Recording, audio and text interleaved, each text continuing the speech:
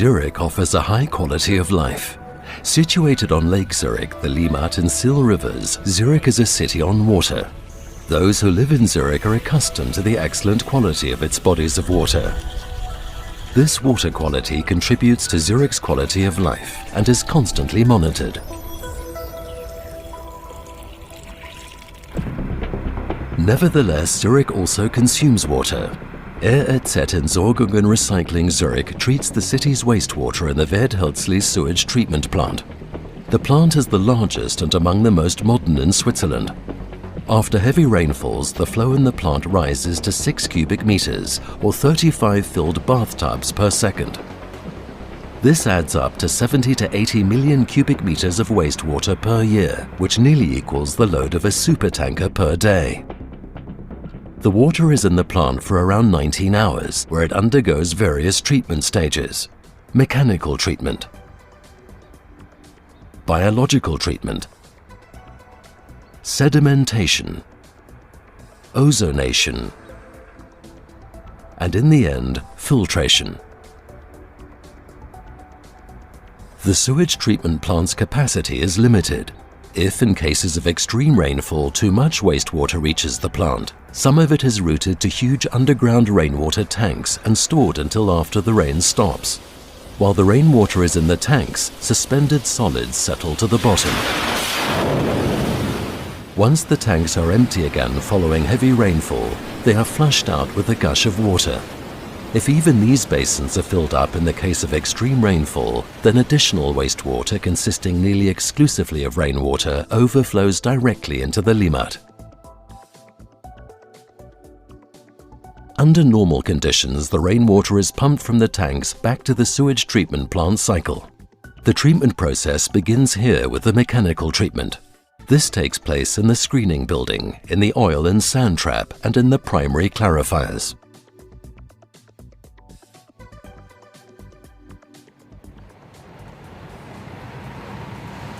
Coarse materials such as paper and feces are removed in the screening building. Whether everything has intentionally ended up in the wastewater is questionable in some cases. After screening, the water flows through the oil and sand trap. In the aerated section, the water density decreases. Sand settles down to the bottom of the tank and is then removed. In the calm, non-aerated section, oil and grease float to the top and are skimmed off. Free of solid substances, sand, oils and grease, the water now flows to the primary clarifiers. The flow rate is very low in these tanks. This enables suspended solids to settle to the bottom as sludge. This sludge and water now undergo further treatment in separate processes. We'll first observe what happens with the sludge. The sludge is pumped from the primary clarifiers to the first treatment step, the pre-thickening.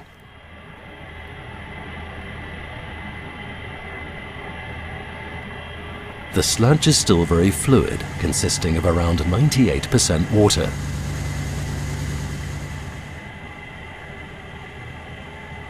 The sludge remains for around 10 hours in the pre-thickening tanks, where it is slowly mixed. Suspended particles settle to the bottom in the process, while so-called supernatant collects in the upper section of the tanks. This supernatant flows back into the primary clarifiers. The thickened sludge from the bottom of the tanks is pumped to the primary digestion tanks for the second treatment step.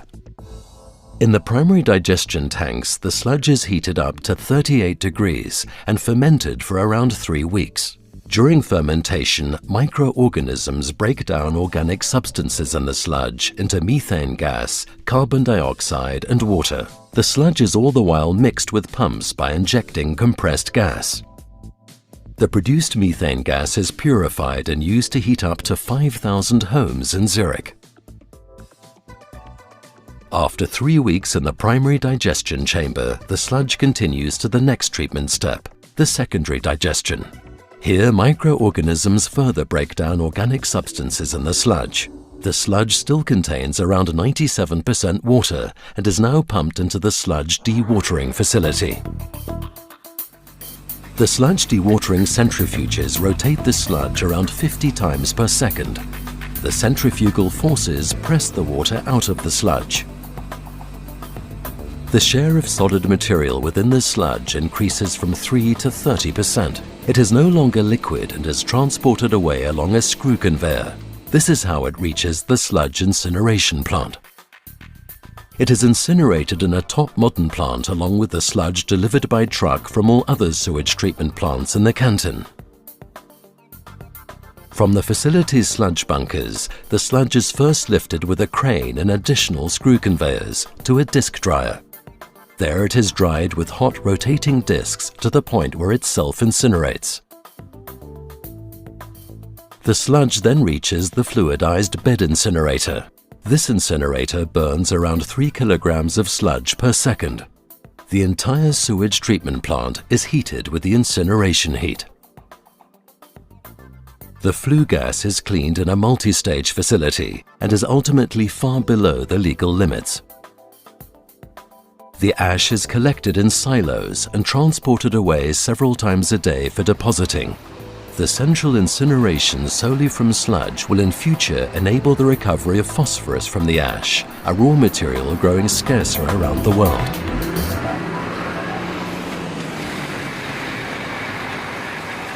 The entire sewage treatment plant can be controlled from the central control room. All processes in the plant are monitored around the clock. The crew in charge can intervene in all processes if needed. The Vedhelsley sewage treatment plant is built on top of an aquifer. That is why an elevated service corridor connects all parts of the plant. Along this aqueduct run cables and supply lines, including data cables, water and sludge pipes, and the power supply. The aqueduct's easy accessibility facilitates optimal maintenance.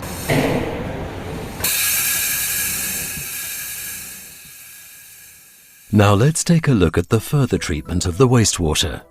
After the sludge is separated from the wastewater in the primary clarifiers, it flows through the underground channels to the biological treatment. Since the tanks are considerably higher than the channels, pumps raise the water up 5 meters in height, at peak times up to 6 cubic meters of water per second. There are always 2 tanks connected in a so-called lane for the biological treatment. The water flows slowly through the tanks. In the end, the water flows to one of the tanks that are part of the lane. Then the water flows to the secondary clarifiers.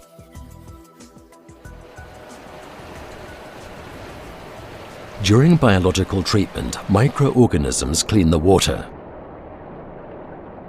While one tank in each lane is fed with water, the other is aerated and mixed. Ammonium is converted to nitrate with oxygen here. The functions of the respective tanks then switch. In the tank that is no longer aerated, without oxygen, the nitrate is converted to elementary nitrogen. By switching the tanks, the plant can flexibly react to different rates of wastewater flows and loads. Impellers and over 18,000 diffusers are installed in the tanks for mixing and aerating the wastewater. The required air pressure is created by turbo blowers beneath the tanks. A constantly aerated section is located at the end of each lane. Ferrous salts are added to the water here. Phosphorus is thereby precipitated out of the water. The plant requires a truckload of salt around every 3 days.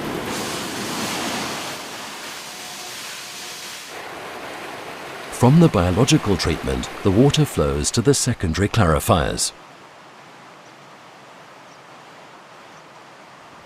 An extremely slow cross-current flows through the secondary clarifiers. The microorganisms in the activated sludge, along with the phosphorus that is precipitated during biological treatment and is bound to the sludge, settle evenly to the bottom along the entire length of the tank. The sludge is removed by suction scrapers and pumped back to the biological treatment. Because the microorganisms constantly replicate, part of the activated sludge is conveyed back to the primary clarifiers and disposed of with the sludge treatment. The water now flows through the penultimate step, the ozonation. Ozone gas is added to the water in a completely dense tank here. Ozone is chemically very reactive and splits micropollutants such as medicine residues, pesticides and hormones contained in the water. The ozone is dosed so that it completely reacts in the water while flowing through the tank. Any residual ozone rising from the water is captured in the completely sealed tank and destroyed.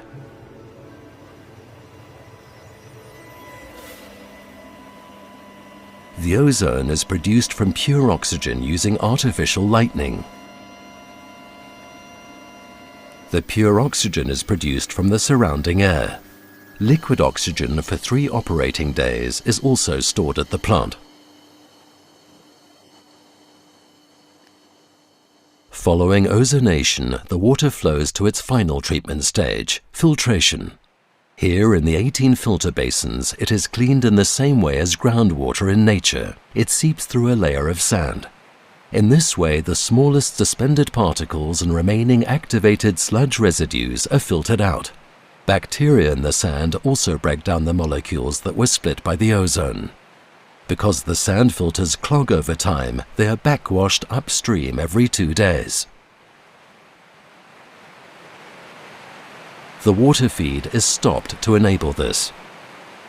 Then the filters are backwashed from below with air and water. The water used for cleaning primarily contains residues for activated sludge and flows back to the mechanical treatment. With filtration, the treatment of Zurich's wastewater is complete. The quality of this end product of the sewage treatment is constantly monitored and significantly exceeds the legal requirements. The clean water flows into the Limmat River and thus back into the natural water cycle. Entsorgung and Recycling Zurich thus carries on the natural cycle and protects the habitat of plants, animals and people.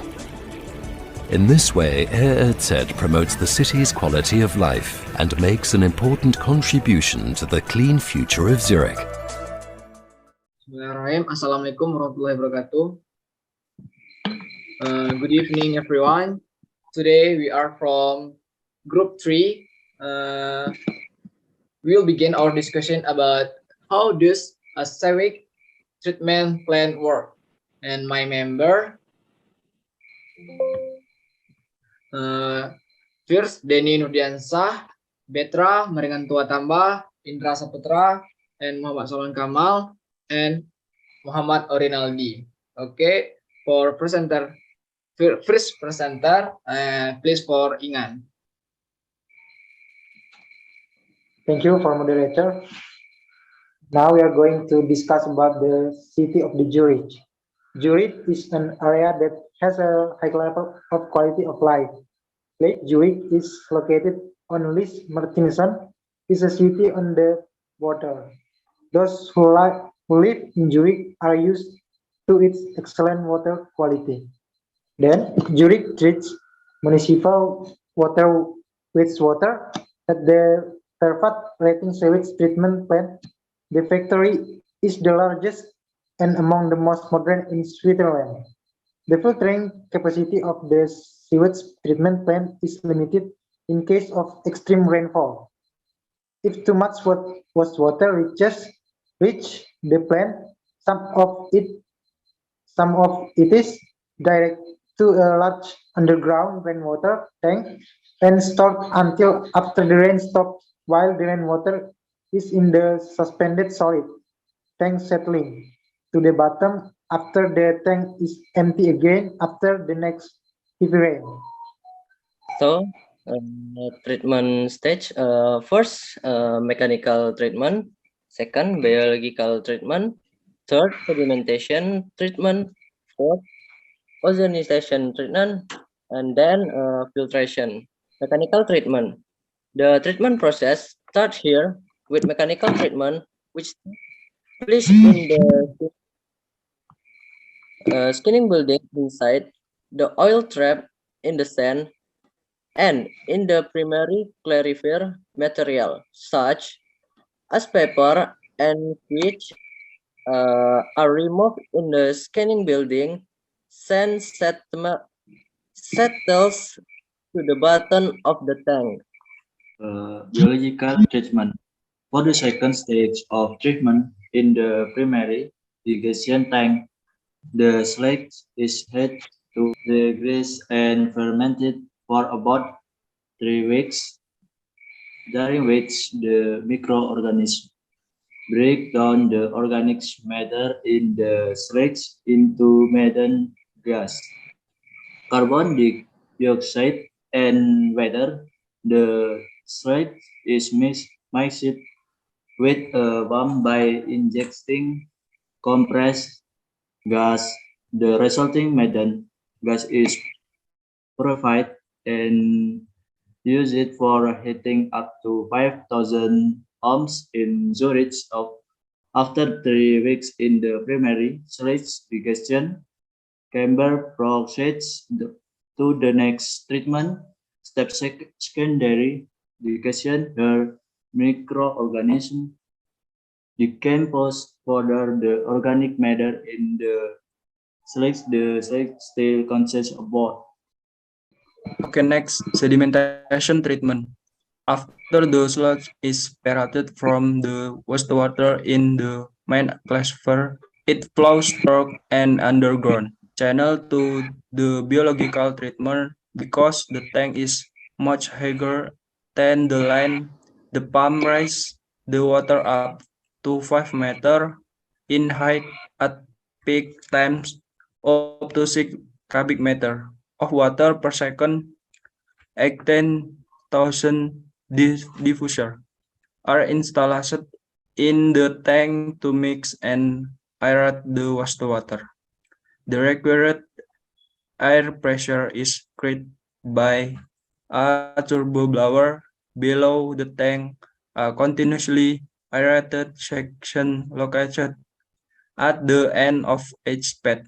Iron salts are added to the water. Here phosphorus is to precipitate of, of the water. Okay, ozonation treatment. Ozone gas is added to the water in the completely compacted tank here. Ozone is chemically very reactive and breaks down micropollutants such as drug residues, pesticides, and hormones contained in the water. Ozone is generated from pure oxygen using artificial lighting. And next, filtration. After ozonation, the water flows to the final filtration stage of treatments.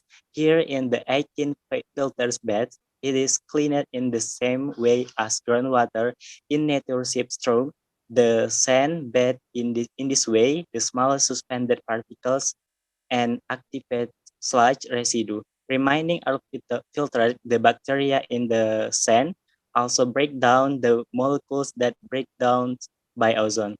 Then the filter is again washed from the bottom with air and water. The water used for cleaning mainly contains residue for activated sludge and flows back to make mechanical treatment by filtration. Okay, that's all can I say. So I leave it to moderators.